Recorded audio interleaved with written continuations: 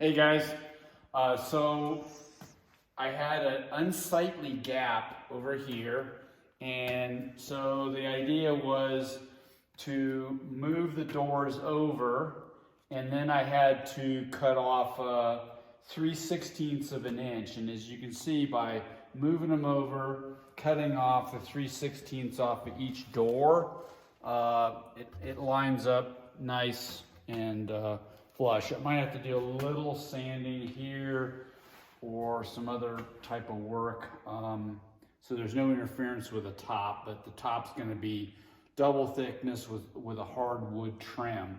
So to solve the problem, I just basically put this spacer in here and mounted the hinge to that, which allowed me then to use the full width of the cabinet here versus trying to split the difference. So that seemed to work. I mean, I've got some fine tuning. I just basically threw them on the new set of hinges. There clearly is a little bit of extra work to do, but I wanted to prove that the concept worked, and it does.